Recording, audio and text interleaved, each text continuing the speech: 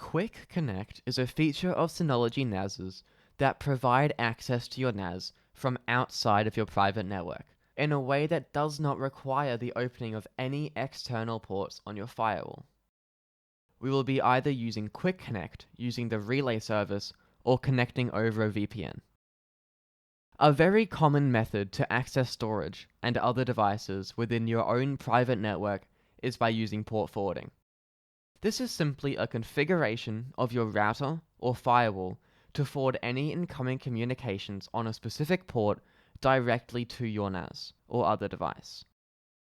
This is a very efficient way to access your NAS, but it requires some configurations on your router or firewall, so it can be complicated for some people, and it also decreases the security of your private network and exposes it to some risk. This is because if your public IP address, the one on your router or firewall that is exposed to the internet, is scanned for open ports, the port forwarding would be detected, and the scanner would know that something was at the end of that connection. They could then attempt to detect what service that was and attack any vulnerabilities that it may have. However, if you have all your ports closed, then the scanner is none the wiser that you have a storage device on the other side of the router or firewall, as it can't get through to it. The following is an explanation of how QuickConnect works, for those interested. Note that it is quite technical, so if you do not understand all of the details, that is fine. A detailed understanding is not needed to be able to complete the course. You can just ignore the explanation and move on to the next lesson if you feel like it.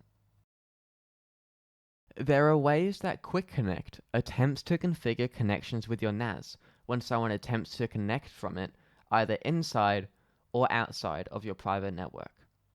Firstly, a request is sent to the Synology QuickConnect servers to obtain details about your public IP, local IP, and NAT details amongst others.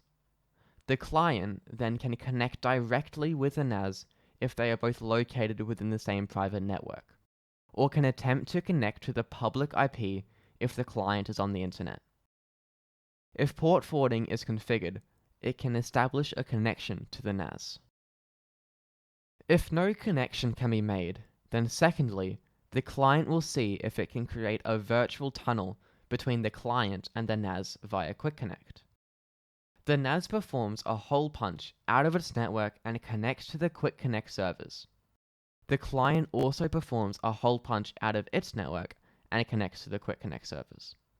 The QuickConnect server then sends the whole information of the NAS to the client and the client to the NAS.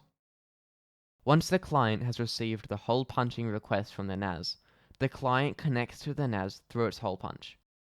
If the hole punch response arrives at the NAS, a virtual tunnel is successfully created between the NAS and the client.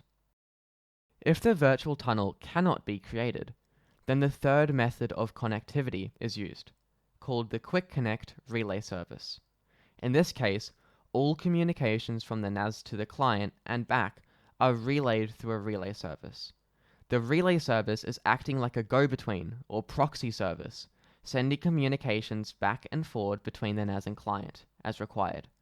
This communication is secured with SSL encryption, but since you are traversing Synology services on the internet, there is a level of trust required between yourself and Synology.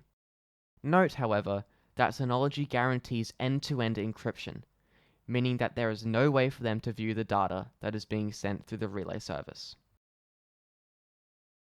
In this course, we will be using QuickConnect wherever possible if a VPN cannot be used. The preference is a second method, that of automatic hole punching, but depending on your network, the relay service may also be used. Port forwarding will only be used where either QuickConnect options 2 or 3, or a VPN is not being able to be used. For example, QuickConnect can be used to share documents, but it can't be used for backups. We will limit port forwarding as much as possible for 2 reasons: to keep configuration simple and to keep things as secure as possible.